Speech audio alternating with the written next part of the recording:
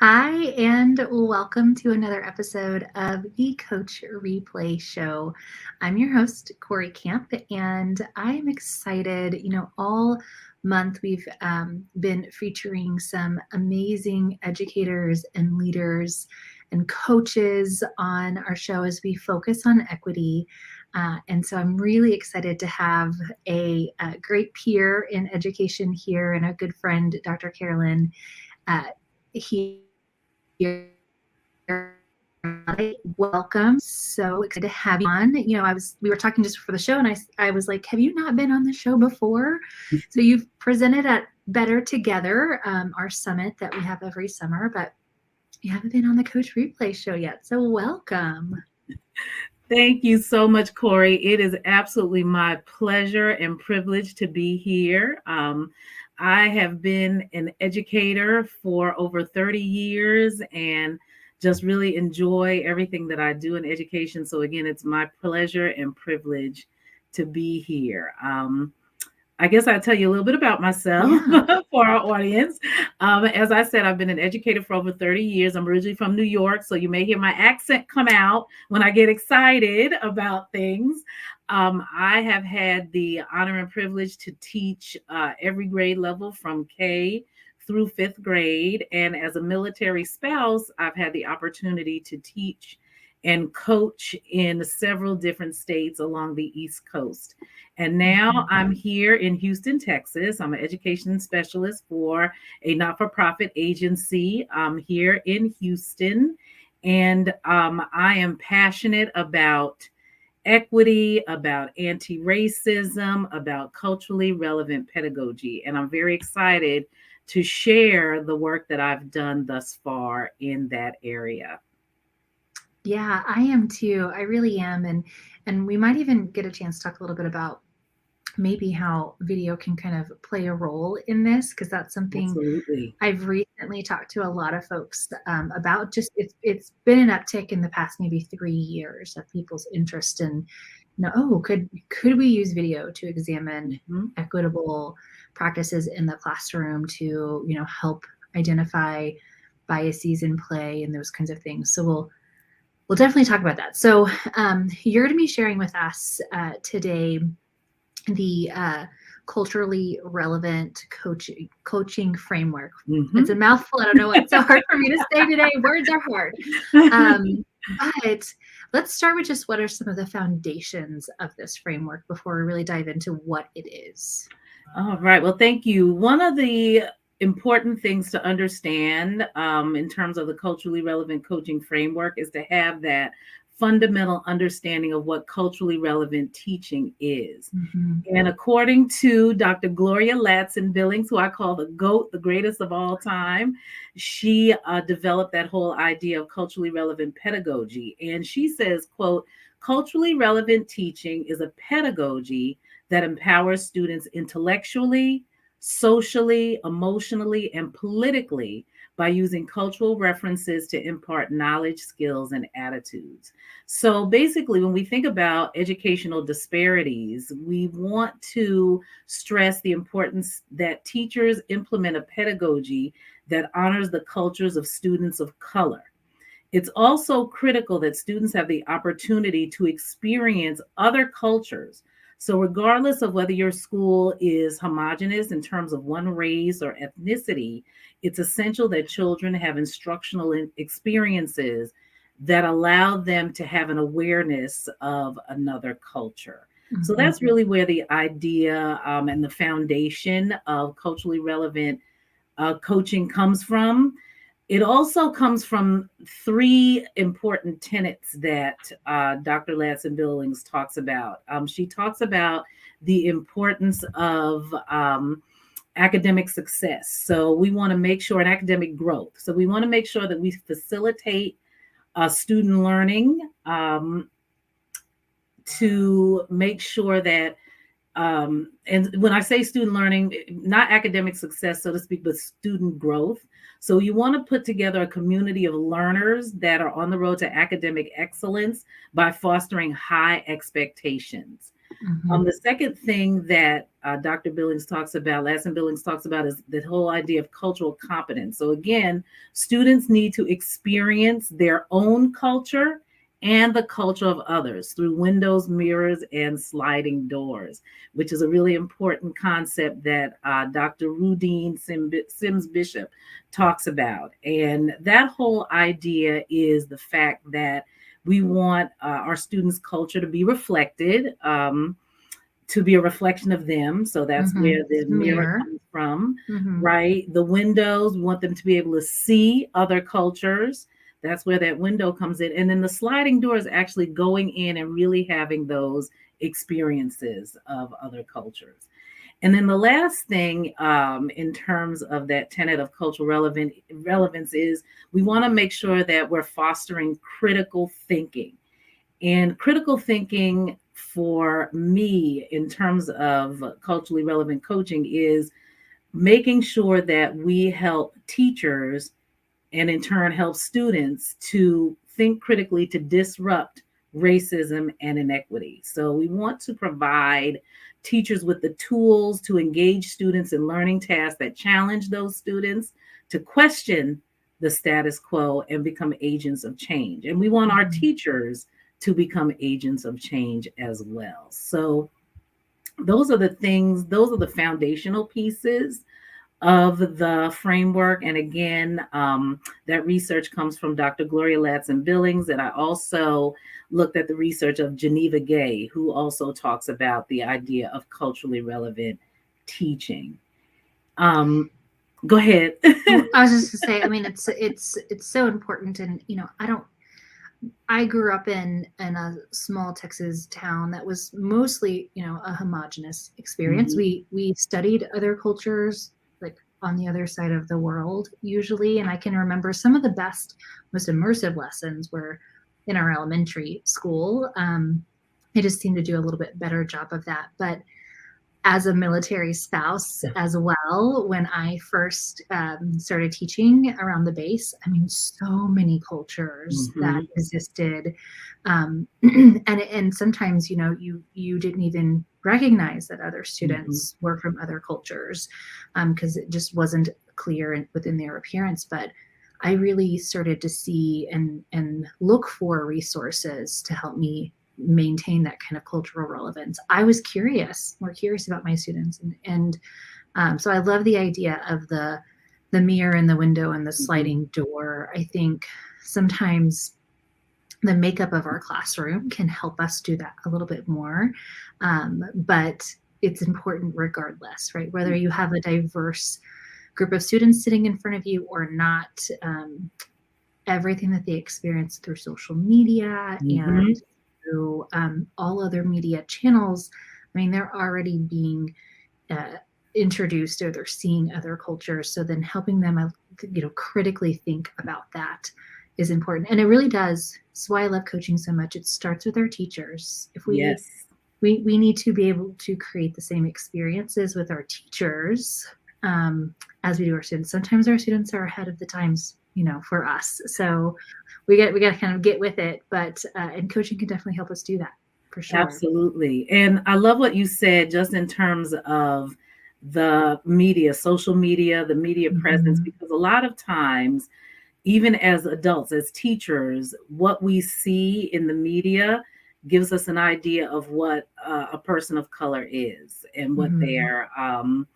you know, it just tells us, you know, what they are. And those things are really skewed and do not represent who and what people of color are. And I think about the importance, even in terms of the books we choose or, you know, the things that we do with our students in terms of resources, that they are of a wide variety. We don't want to have a one-dimensional idea of what a person of color is. And I think about there's a really wonderful TED Talk by a young lady who talks about a single story, and we don't want to perpetuate those single stories. So as educators, we need to educate ourselves, and that's, you know, very important. And like you said, our teachers, even before they teach their children, need to educate themselves about who their students are, and not just on a surface level, but really Right. think about who their students are. Look at their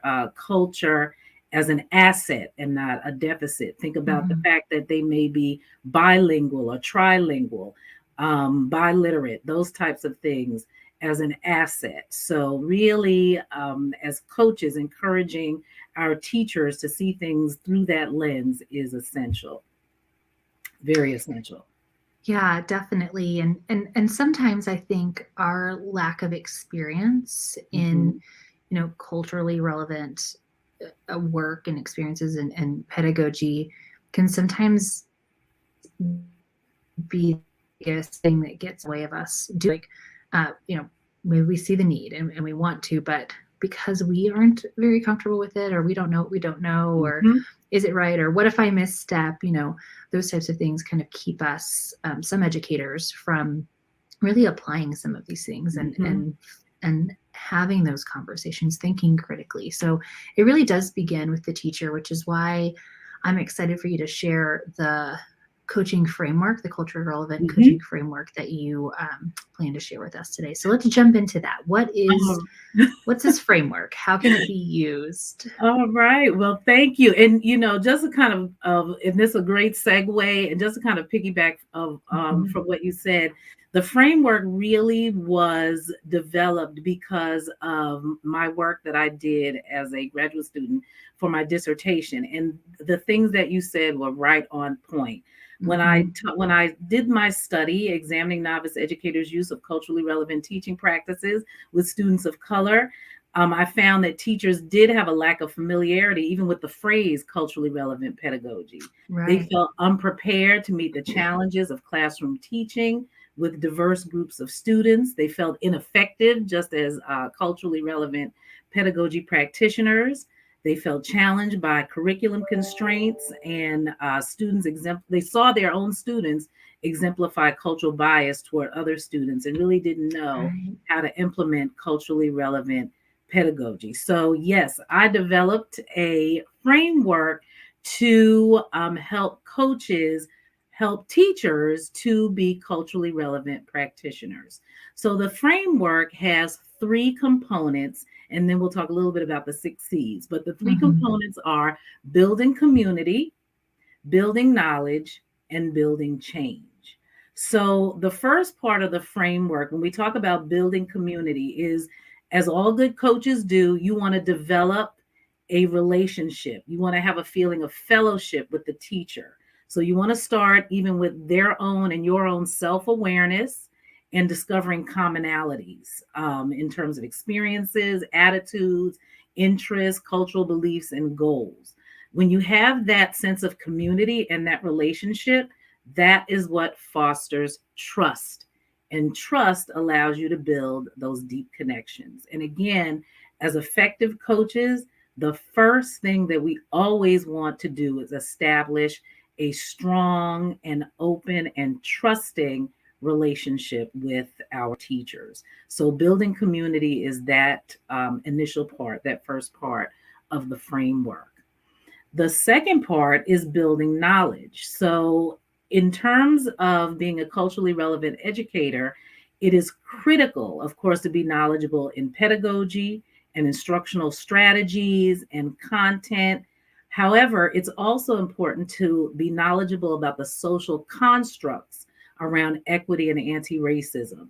So, when I talk about those constructs, I mean things like implicit bias or educator bias, things like microaggressions, really having a deep understanding of those things so that if you, as a coach, are observing a teacher and see that teacher exemplifying behaviors that are could be deemed bias or microaggressions, you have the knowledge to disrupt those behaviors. So it is very important to really have a deep knowledge of those constructs. And again, as an educator, you want to work to educate yourself about the cultural heritage of the teachers and the children in that school so that you have built the knowledge around those things. And then finally, that third part of the framework is building change. And this is the most important part. This is where our coaching really comes in, because here is where the coach prompts the educator to change their practices and become an agent of change, because you want to provide that impetus for self-reflection through data and questioning in the area of race and equity. And it was interesting, early on, you talked about just the power of video. When you have a teacher who may be resistant in this area, this can be a difficult area, to have conversations around when we talk emotionally about charged. Right. Absolutely. Absolutely. So you want to present things in a way that is as objective as possible. And what better way than video? So having teachers record themselves and this is, I'm kind of jumping ahead of myself a little bit, but having teachers record themselves and providing some type of framework or checklist that aligns to the equity constructs that have been, or goals that have been framed in your own district or campus, and allowing that teacher just to watch themselves and kind of evaluate themselves based on that checklist is powerful, because you haven't said a word. They are looking at themselves and evaluating themselves using that video, and that's that objective data. So, pulling video in is absolutely essential. That's a way for a teacher to maybe see that they are removing students of color on a regular basis. They may not even realize it until they see it themselves, or they may be referring to students as those kids. Those kids can't do that. Oh my goodness, I said those kids 10 times in that video. So really having the opportunity to see themselves in action and then reflect with the coach, where the coach asks very probing questions that wouldn't be confrontational, but just probing questions. What made you say that? Or, how would that strategy help what you're doing? Just questions that really help the teacher to reflect is so important. So that's where that whole idea of building change comes in. So those are basically the three parts of the culturally relevant coaching framework. I love them because, they also they package those three things kind of really nicely, but then it also, that third one, as you mentioned, so important because it also kind of instills some action, which we're going to talk about a little bit later.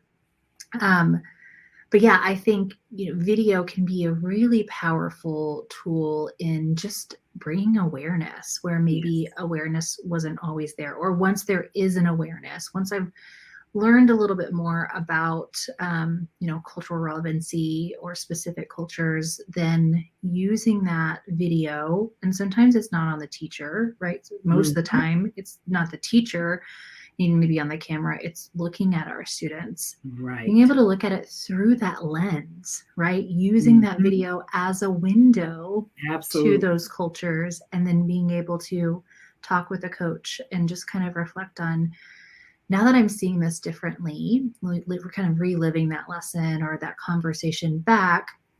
How might I adjust? How might I do this more or less, or bring something else in?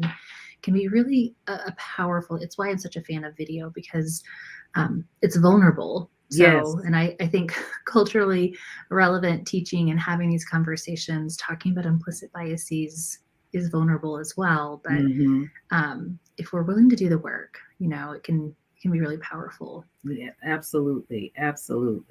So I want to real quick, before we move more deeply into the 6 C's, I want to make sure that I remind folks that those kind of big 3 pieces can be found in Dr. Gadsden-Holliday's. Man, your name today is getting me. I know, it's that long. Each part has. This is what I call you, Carolyn. Dr. Carolyn is just fine. Oh goodness, y'all! Seriously, the struggle is real. Just with words today for me. But no, being able to access this and access the link to your reference document, all of that's in your takeaways and your notes. So as we talk a little bit more about this, as people are kind of, if you're watching and jotting down as many notes as possible, you can download these. And if you follow our show and you've subscribed to notifications via email, then they come straight to your email. So just a quick reminder for folks. So let's talk a little bit about the 6 C's. Let's dive a little bit more deeply into this framework. Tell me about the 6 C's. All right. Well, the 6 C's really refer to the different parts of the coaching framework. So we want to start again with building community. And building community, again, is talking about commonalities and making connections. So when we think about commonalities and connections, those are grounded in the interactions educators have with each other and teachers have with students. So as coaches and as campus leaders, when we work with teachers or educators in leadership, it's essential, again, that we establish relationships that go beyond the surface level. So building community allows us to unify around common beliefs, to promote culturally responsive practices, and implement strategies that cultivate effective teacher-student interactions.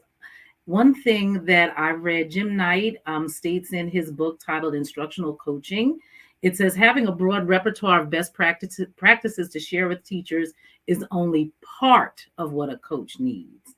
Indeed, knowing a lot about teaching is only one part of coaching, but a subtler but equally important goal for instructional coaches is to establish emotional connections with collaborating teachers.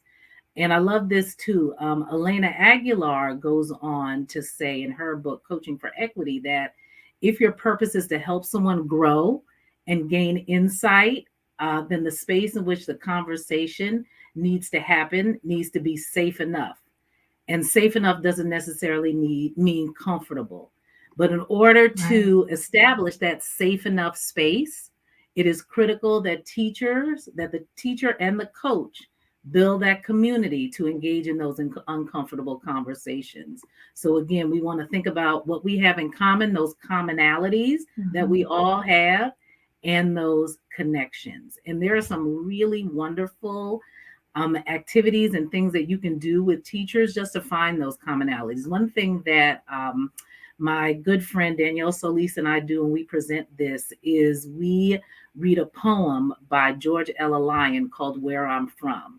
And everyone who participates in our session gets to write their poem. And when we read those poems, we find out so many things that we have in common.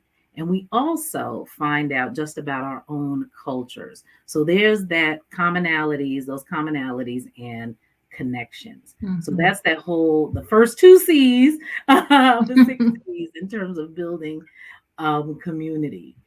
And then the second part, when we talk about building knowledge, that's where we talk about those constructs and competencies. So again, really having that understanding around educational disparities. So really knowing things about education that affect students of color. Things such as knowing that 80% of public school teachers are white, and only 7% are Black. Knowing things that when we think about students of color are suspended and expelled in disproportionately higher numbers than their white peers. When we think about just the books that are published, most characters in books are white. They dominate children's literature. 77% of characters are white, whereas that other percentage is children of color and animals. So just having those understanding what implicit bias is and what educator bias looks like in the classroom, what a microaggression is, because those things go on daily, especially things like microaggressions where students are asked to represent their entire race or ethnicity, or a student is characterized or assumptions are made about that student because of the school in which they come from or the neighborhood. So having that understanding is very important in terms of really building our knowledge. So that's where those competencies and constructs come in.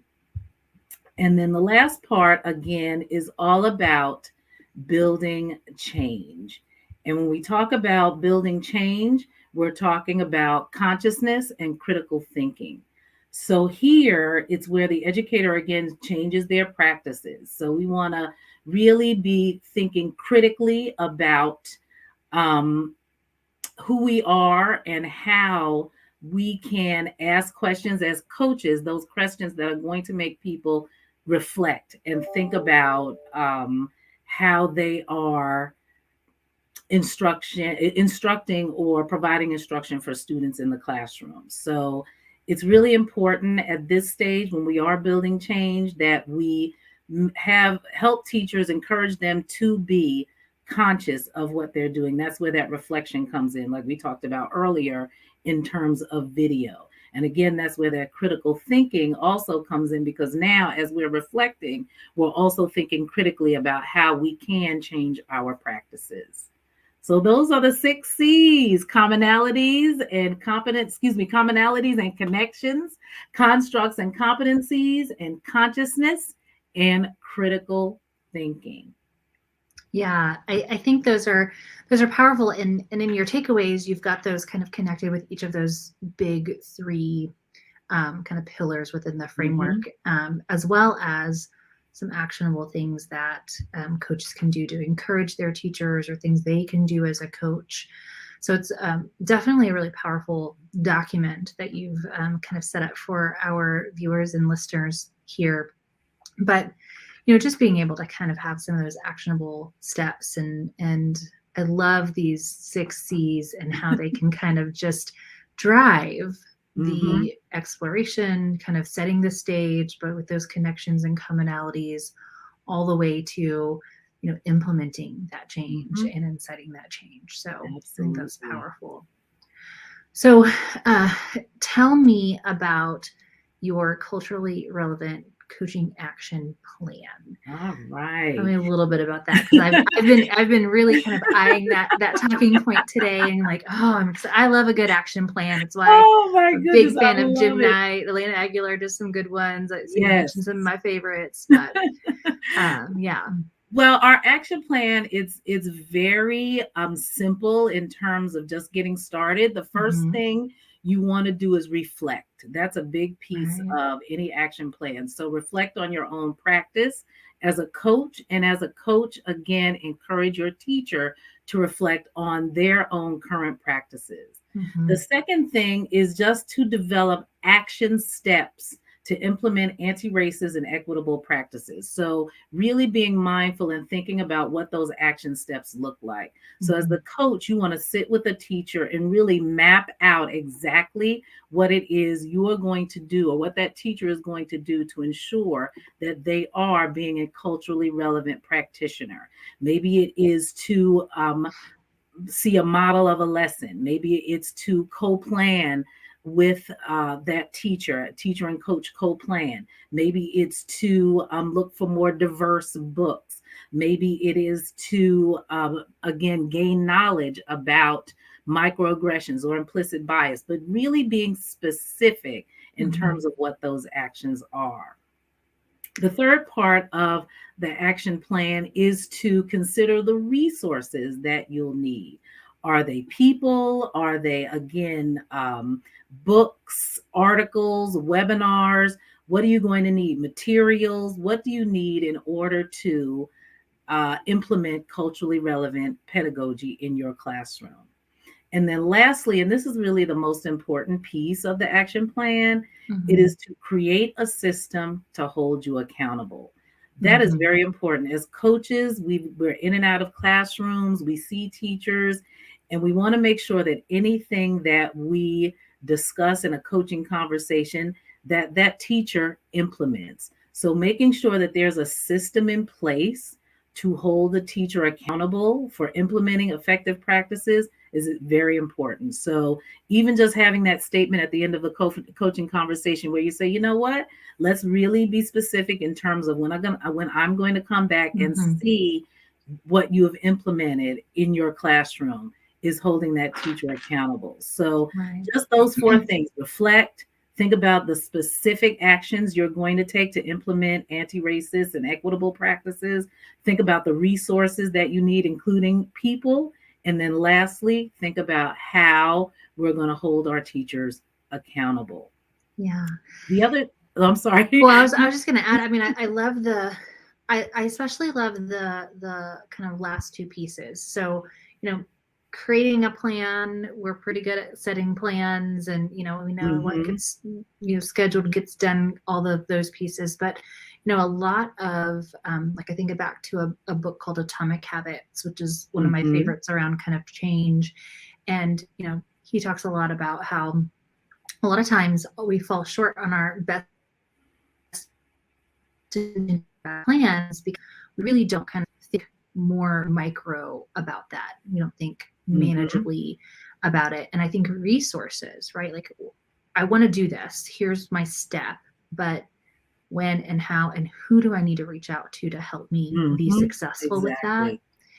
And then the accountability part, it's not so much compliance accountability, but kind of like, I'm here to help you do the plan that you've created. Let's set up a time to come back and almost start it back over again. Like, how are you going to reflect on whether your plan worked or not, or what got in the way, and all of those pieces, which again is a really powerful part of what a coach does, I think, is just, we have so much on our plates, especially these last few years as educators, and a coach can really just kind of help keep us from becoming stagnant, right? Yes, absolutely. Help us really kind of accomplish the things that we want to, but it's hard for us to do on our own, so. Absolutely. Yeah, so I love that. Yeah. And I was thinking, as you were talking, just in terms of the accountability piece, again, video is such an important part of that. If you are even following the coaching cycle that Sibme talks about in terms of just uploading those videos on a regular basis, you are, as a coach, holding that teacher accountable. And that teacher is also accountable because now each time he or she is, putting those things in place and really providing the impetus for conversation and really seeing their own growth. And I think that's exciting when we start a cycle and, we go through uploading videos and looking at ourselves and having that opportunity to have conversations with teachers as coaches and really seeing their growth and then allowing them to see it is so powerful. So definitely doing that. And I also want to, just talk about the importance of, as coaches, having some guiding questions as you are observing teachers in or for equity and looking at those practices, just thinking through that lens of each part of the framework. So when you're looking at a teacher and you're thinking about building community, think about what evidence do you see in their classroom in terms of what that looks like. They're building knowledge, even thinking within, the coaching conversation, what evidence do you see regarding that? And then lastly, change. Is the teacher being reflective? So just thinking about that lens of those 3 big parts of the framework as you are holding conversations with teachers is very important. Yeah, one of my favorite things I've started doing is kind of, as we think about the, evidence kind of piece of it and that accountability, right? Kind of almost marrying those 2 together. All right, so if we put this plan in place, and Jim Knight kind of talks a little bit about this, when he talks about like ideal classroom and what would the students be doing, really getting them to think, what would we see? How are we going to be able to measure this when we come back together? And are we going to be able to see it in video, or could you snap a picture or upload a resource, that's going to be able to kind of show that? So then we can kind of look at, like, is it really kind of hitting where we want it to hit within whatever the practice is that we're trying to do, whether we're talking about, more cultural competency and relevancy within the classroom, or we're talking about rigor in the classroom, right? Yes, So exactly. but really kind of marrying those two. So like getting them to think, all right, so if you do that, what's that success criteria, or how are we going to know that plan is, one, we're working towards meeting it, and two, that it's working, that's doing what we thought it would. Because sometimes we think, well, I need to do this, and we do that, and that really didn't get us any further, right, any closer to our goals. So, which is fine. That's part of the learning process. Yeah, that's part of that growth. Yeah. Yes, and as you're saying, I was thinking just, I think that's why really putting things down in terms of a checklist or a rubric, and I know that's one of the things that I talk about as far as building change, just developing something aligned to maybe the goals of your campus in terms of equity. And there's a really good checklist. I believe it was put out by I want to say the Department of Education in Louisiana or a university in Louisiana. I'm not sure exactly, but if viewers Google, equity checklist, it should come up, and it's very good in terms of what to look for in a classroom if you're looking for a classroom that is exemplifying equity and anti-racist practices. The National Pyramid Center also has a really good checklist or rubric that kind of does the same thing that teachers can't. It's a pyramid model rather, and it provides, it's a wonderful guide, and it also provides a basis, almost a checklist for coaches to look at in terms of equity as well. So there are lots of things out there that could help and support coaches as they are doing this work of ensuring that there is equity and anti-racist practices in our classrooms today. Yeah. And I think just, the most important thing is to just start somewhere, right? So those are great resources. Pick one thing or a handful of things to just get curious about. Go look at and inspect, and video is a great way to do that, or just simply getting into classrooms and having conversations. And then this framework is a good actionable thing that can kind of continue to drive those conversations there. Absolutely. So, well, it's been such a pleasure to have you on our show. And do you have anything else for our audience before we kind of wrap up for today? Well, I always end our time together when I present with a very important quote that Dr. Tyrone Howard has said. And if you don't mind, I just want to read it very quickly. Yeah. It says, "So welcome to the team, educators who are on board for the fight for racial justice. We hope that you are here for the movement and not just for the moment. If you are truly dedicated to racial justice and education, recognize that it's not for the faint of heart, not for the thin-skinned, and is not for those looking for easy and comfortable victories. It is a long, tireless, and often grueling road, but it is a fight that is worth our time, effort, and energy because our students' lives are at stake." And we want to make sure that we remember that everything we do as coaches is student-centered. We're looking at the success and growth of our students. So I thank you so much, Cory, for having me and allowing me to share my culturally relevant coaching framework today. Yeah, it's such a great framework. I don't know why you and I haven't talked about this particular framework before. So this has been a joy for me to get to hear a little bit more about your work around this. Y'all be sure to download the notes and takeaways. Not only do you get those 6 C's and the kind of big 3 areas, as well as some actionable things from Dr. Carolyn Gadsden-Holliday. There you go. I was going to get it in. You did. I did it. Don't tell me if I said it wrong.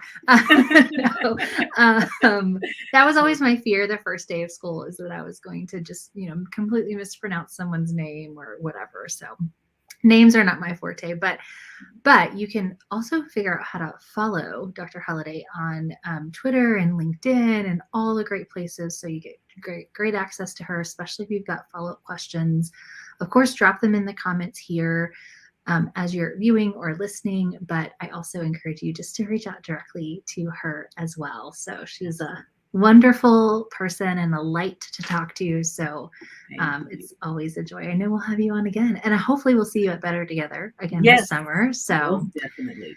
that's more on that coming, y'all. But all right, y'all. So be sure to like, follow, and subscribe on your favorite platform that you like to watch or listen on, and join us again next week for another episode. We've got one more episode in this theme of coaching for equity before we hit a new one. But Carolyn, thank you so much for joining us and being a part of this. You are so welcome. All right, y'all. Thanks so much, and we'll see you all next week.